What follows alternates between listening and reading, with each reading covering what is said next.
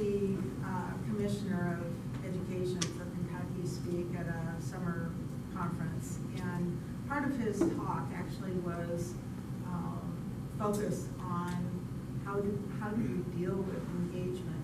You know, we've all been saying for years, we want community engagement, we want community engagement.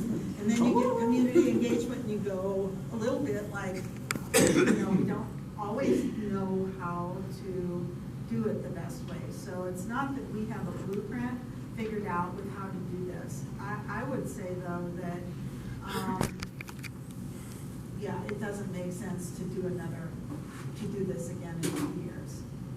And it makes total sense for the community to know more about what we're doing, because I hope at least some of this was enlightening tonight, you know, and gives more context to it.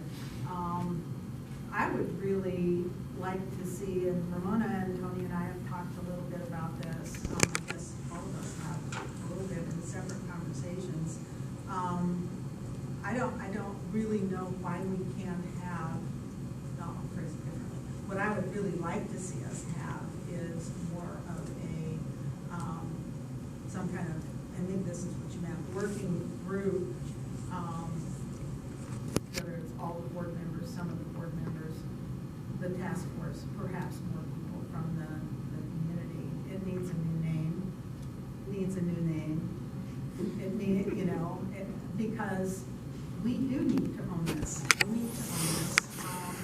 And I personally, I'll speak as one board member, I honor the work that you have done. I don't have to agree with every single thing in there.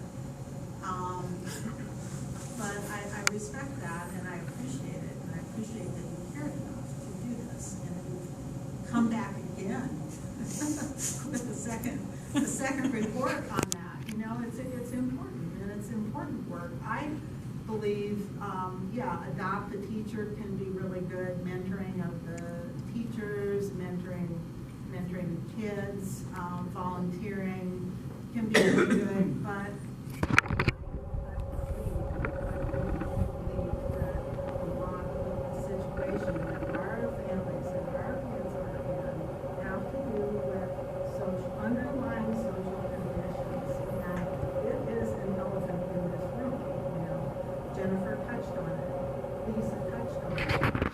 this is a big part of what our teachers and our principals and all of us are dealing with. Is that's not an excuse though, but are there things that we can all do to help? For example, paying attention to what's going on in other parts of the city compared to where we live.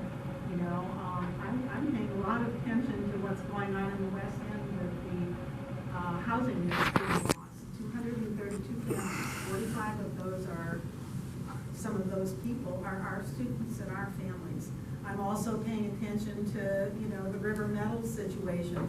That's a quality of life issue. You know, we've got to do things to all of us working together, and I think the city has got to be involved in this to the extent that they can. You know, in supporting this effort. So that's I see kind of coming together with some of the same people. I hope. I mean, you guys know it. You wrote the book, right? So and some of us who remain very concerned, and I know there are people at the city that are also extremely concerned, and we all.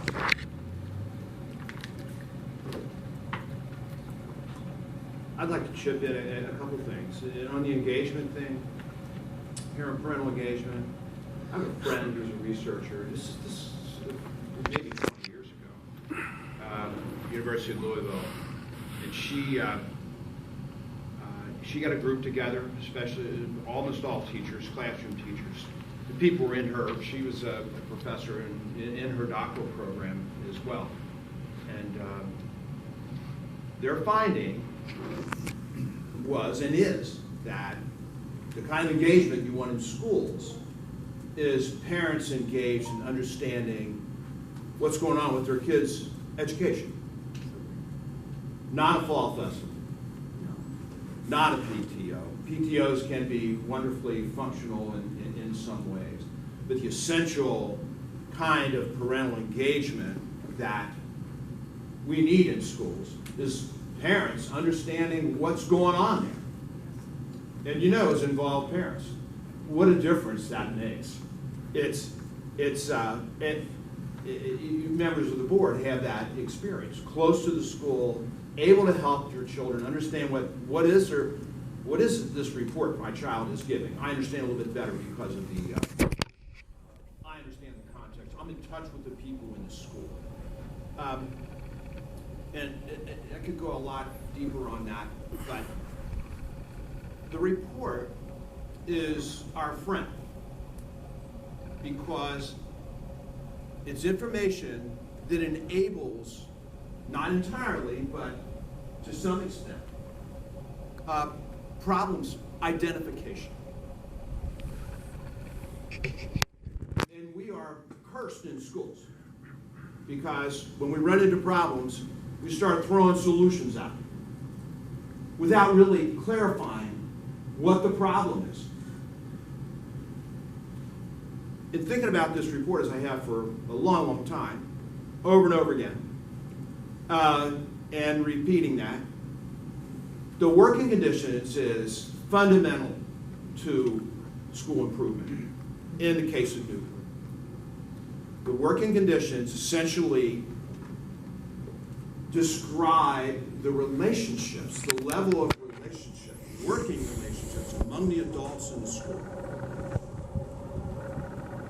It's absolutely imperative when you have a high-need population, the adults in the school understand what they're doing. They understand what their colleagues are doing. They understand that the administrators are there to help them get their job done and are out there asking questions, finding out what they need. And when that chemistry is right, the working conditions rise and people feel purposeful, they're energized, they're ready to go. The next thing is how we use the resources to support that. Not just the money, but all the resources, and fundamentally, Newport's lucky to be well funded, to have the kind of resources needed to do just about anything.